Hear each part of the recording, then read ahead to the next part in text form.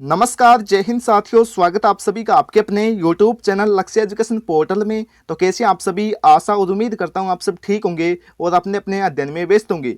तो साथियों, आज की वीडियो के अंदर हम बात करने वाले हैं अपने अंतिम पेपर हिंदी साहित्य की। और आप सभी साथी देख सकते हैं ये पेपर होने वाला है उच्च माध्यमिक परीक्षा 2025 का।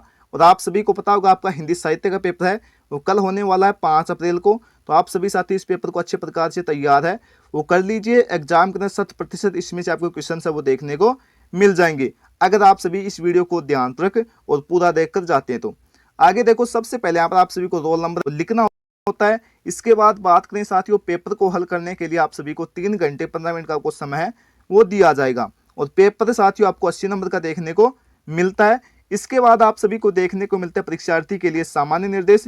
इन सभी को आपको ध्यानपूर्वक वो पढ़ लेना है।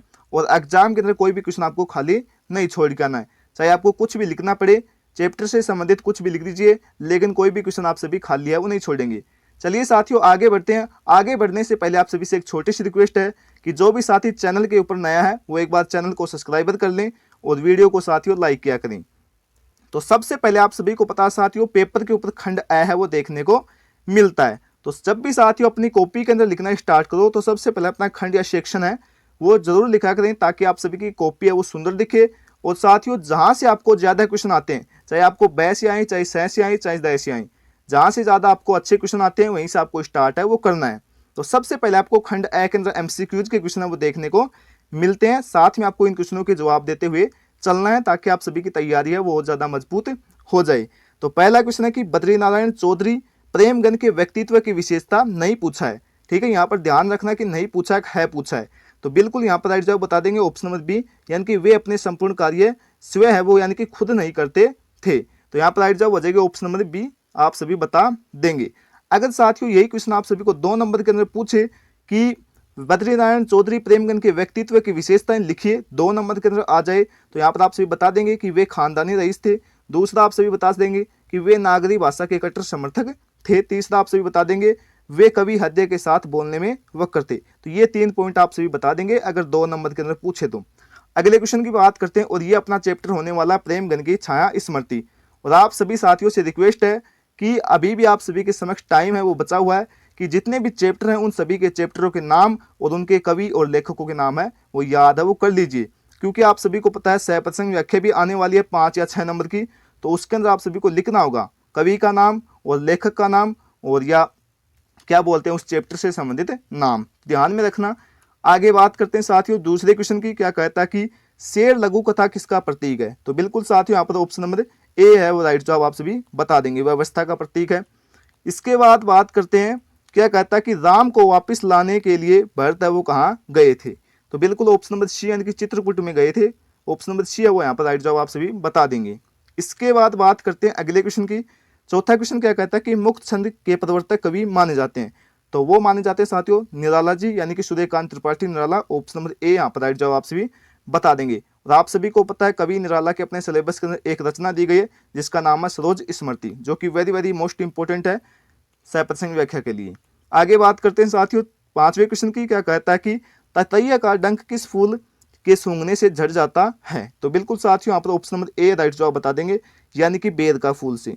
ठीक है, आगे बात करते हैं साथियों 6ठे क्वेश्चन की। क्या कहता है कि किसने कहा यह आग कैसे लगी सूर्य चूल्हे में आग नहीं छोड़ दी थी।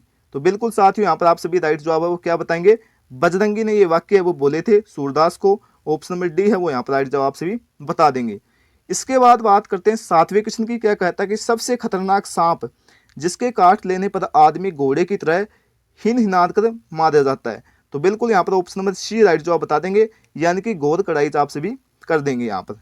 और ध्यान रखना ये अपना चैप्टर होने वाला बिस्कोर की माटी और इसके लेखक हो जाएगा विश्वनाथ त्रिपाठी, ये भी ध्यान में रखना।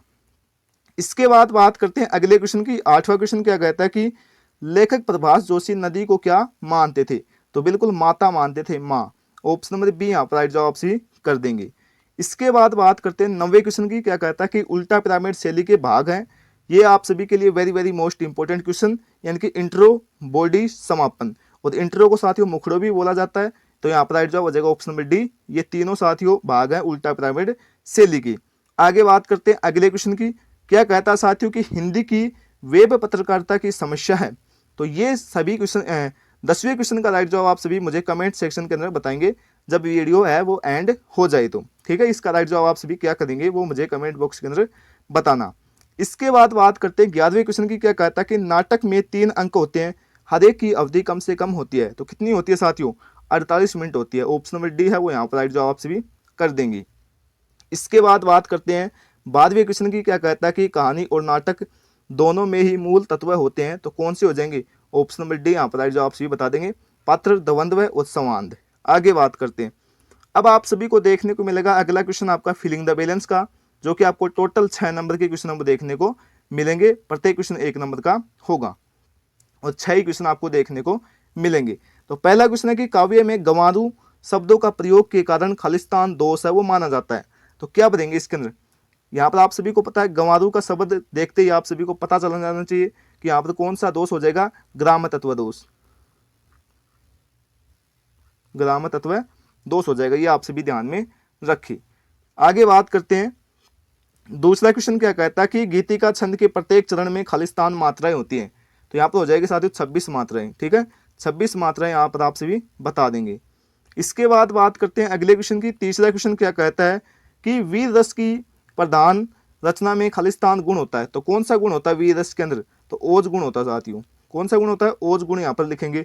अगले की बात करें, चौथा कहता है कि सवैय खालिस्तान छंद है। तो वर्णिक छंद है। कौन सा छंद है? वर्णिक छंद यहाँ पर आप सभी बता देंगे। इसके बाद बात करें अगले क्वेश्चन की। पांचवा क्या कहता है कि कारण न होने पर भी कार्य संपन्न हो, वहां पर खालिस्तान अलंकार होता है। तो विभावना अलंकार आप सभी बताएंगे, ठीक है। कौन सा अलंकार? विभावना अलंकार। आपके एग्जाम के लिए वेरी वेरी मोस्ट इंपोर्टेंट, बहुत बार ये क्वेश्चन आया भी हुआ है। आगे बात करते हैं छठे क्वेश्चन की। क्या कहता है कि भारतीय काव्य शास्त्र में काव्य की शोभा बढ़ाने के लिए खालिस्तान आवश्यक है।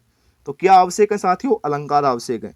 तो यहाँ पर आप सभी भरेंगे अलंकार, ठीक है। ये आप सभी भर सकते हैं। यहाँ पर अपने 6 नंबर समाप्त होते हैं।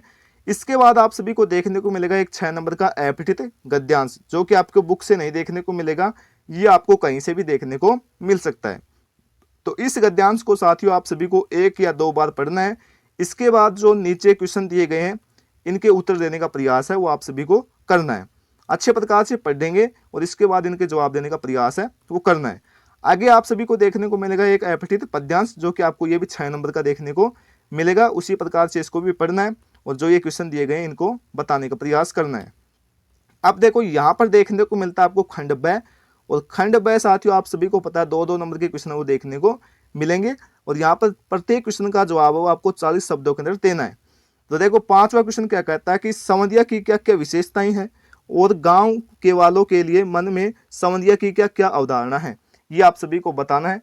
तो बिल्कुल साथियों ये अपना चैप्टर हो जाएगा संवंदिया, और इसके साथियों लेखक की बात करें तो फणीश्वर नाथ रेणु इसके लेखक हो जाएंगे।